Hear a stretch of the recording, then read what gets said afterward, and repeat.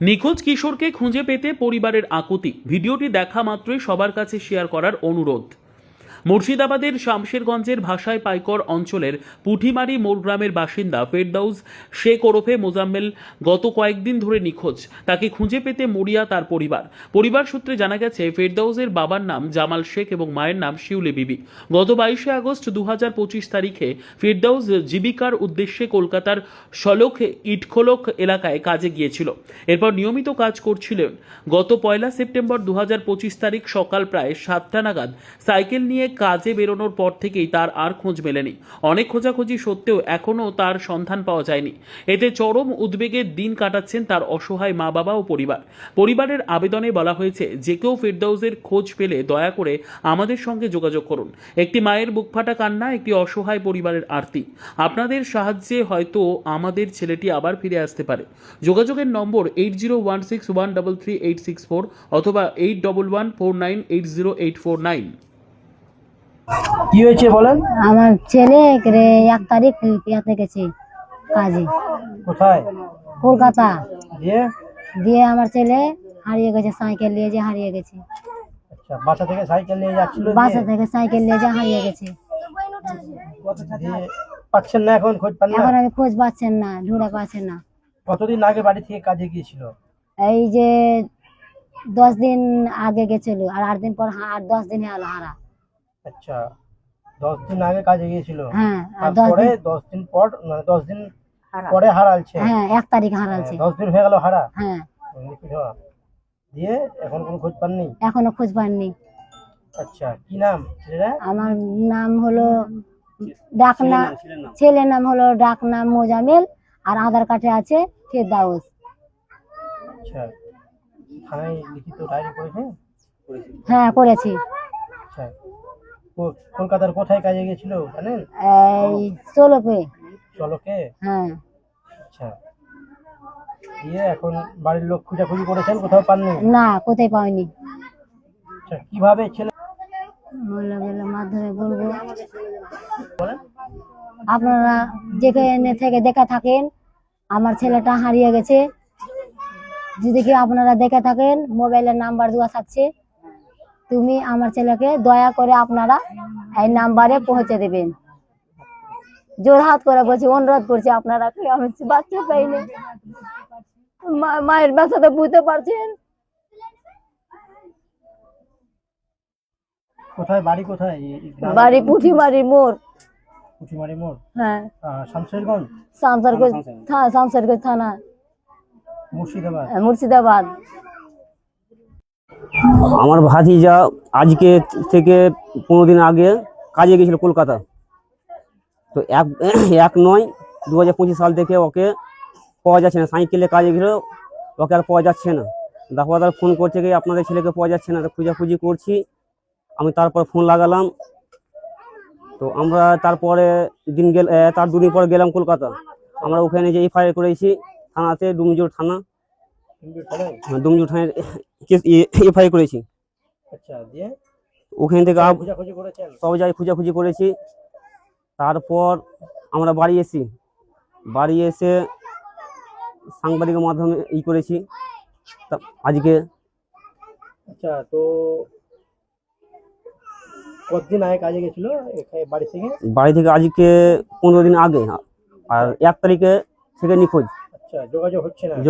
1 তারিখ থেকে যোগাযোগ হচ্ছে না। তার আগে যোগাযোগ হতো। আচ্ছা, কি নাম ছেলেটার নাম ডাকনাম মোজামেল, আধার কার্ড আছে ফেরদাউস শেখ। বয়স কত? বয়স 14 বছর। এত কম বয়সে কাজে পাঠিয়েছেন, এটা কাজে আমরা পাঠাতে চাইতাম, বাপ মা কোনোদিন তো চাই নাকি এত ছোট বয়সে কাজে যা। ওকে আমি অন্য কাজে বলতাম বাপ মা, কিন্তু এই ছেলেদের আরো কয়েকজন গিয়েছিল, ওদের সাথে কখন চলে গেছে কাজে। আর দাফাদারও বললে এসে কি তোমার ছেলেকে করো, পাঠাও, তোমার ছেলেকে কোনো অসুবিধা নেই, পানি টানি ধুয়ে দেবে আর সবজি টবজি কাটবে, এটাই বলে নিয়ে গেছিল।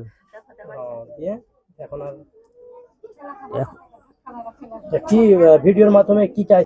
আমরা চাইছি কি ছেলেটাকে কোনো ব্যক্তি যদি দেখে থাকেন তাদেরকে অনুরোধ করে বলছি কি ছেলেটা এই নাম্বার, যে নাম্বার দেওয়া আছে স্ক্রিনে, এই নাম্বারে যোগাযোগ করবেন। আপনাদের কাছে কৃতজ্ঞ থাকবো। কোথায় বাড়ি ছেলেটা? বাড়ি পুঠিমারি মোড়, থানা শামশেরগঞ্জ, জেলা মুর্শিদাবাদ। কোন পঞ্চায়েত? ভাষা পাইকর পঞ্চায়েত। ফোন নাম্বারটা বলেন।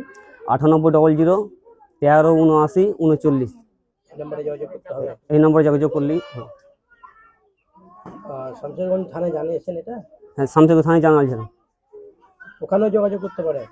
হ্যাঁ, তো শামশেরগঞ্জ থানাতে যোগাযোগ করলে মানে ওখানে লাইনি মনে করো যে তুমি তো ডোমজুর ওখানে করে এসেছেন, তো তুমি সাংবাদিক মাধ্যমে করেন, আর ওখানে এফআইআর করা আছে, এখানে আর এফআইআর করা যাবে না। ওখানে পশ্চিমবঙ্গ যে হারাইছে, বাইরের রাজ্য অন্য রাজ্য হতো তাহলে হয়তো, তো এটা তো পশ্চিমবাংলার মধ্যেই পড়ছে, তো তুমি তো ওখানে করেছো। আচ্ছা ঠিক আছে। আপনার নাম? আমার নাম খুশবুর শেখ। কে হয় আপনার? আমার ভাইপো। হ্যালো ফ্রেন্ডস, আমি ডক্টর মোহাম্মদ জাকিরুল ইসলাম। আজকে আপনাদের সাথে শেয়ার করব একটি নার্ভ কমপ্লেনের পেশেন্টের। আমার পাশে যিনি বসে আছেন উনি নার্ভের সমস্যায় ভুগছিলেন, সঙ্গে শরীর দুর্বল, দীর্ঘ 5 বছর ধরে উনি ভুগছিলেন। বিভিন্ন জায়গায় দেখিয়েছিলেন, কোথাও তিনি আরোগ্য হননি। অবশেষে তিনি হ্যানিম্যান হোমিওপ্যাথিতে আসেন এবং 1 মাস চিকিৎসার পর এখন তিনি সম্পূর্ণরূপে সুস্থ আছেন। আমরা পুরো ঘটনাটা রোগীর মুখ থেকে শুনব। এখানে কতদিন আগে আপনি এসেছিলেন? মাঝখানে হলো। কি সমস্যা নিয়ে এসেছিলেন? নার্ভের সমস্যা বুঝতে পারলেন, যে কি কষ্ট হতো?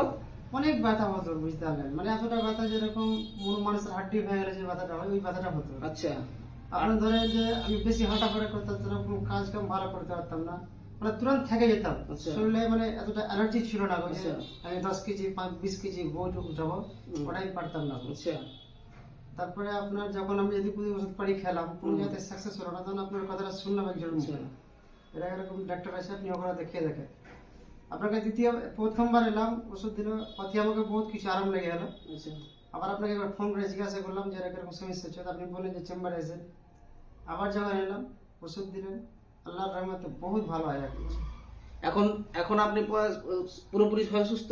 হ্যাঁ, এখন ধরেন পুরোপুরি আমি সুস্থ, আমার কোনো ব্যথা এখন আর অসুবিধা নেই, এখন কাজকর্ম করতে পারছেন? জি। এখন সুন্দর কাজকর্ম করতে পারছেন, শরীর সুস্থ আছে? জি, মনে ফুর্তি আছে? অনেক ফুর্তি আছে। তাহলে আমরা রোগীর মুখ থেকে শুনলাম যে তিনি দীর্ঘ 5 বছর ধরে নার্ভের কমপ্লেনে ভুগছিলেন। হাত পা টেনে ধরতো, শরীরে ব্যথা হতো এবং শরীরে দুর্বলতা ছিল, তিনি কোনো কাজকর্ম করতে পারছিলেন না। কিন্তু এখন এখানে হ্যানিম্যান হোমিওপ্যাথিতে দীর্ঘ 1 মাস চিকিৎসার পর তিনি এখন পুরোপুরিভাবে আরোগ্য হয়েছেন, এখন কাজকর্ম করছেন, এখন পুরোপুরিভাবে সুস্থ, কোনো অসুবিধা নাই। তাই আমি এই ভিডিওর মাধ্যমে সকলের কাছে এই মেসেজ পৌঁছাতে চাই, যিনারা নার্ভের বিভিন্ন সমস্যা নিয়ে ভুগছেন ওনারা অতি সত্বর হ্যানিম্যান হোমিওপ্যাথিতে যোগাযোগ করুন, আশানুরূপ ফল পাবেন ইনশাল্লাহ। ধন্যবাদ।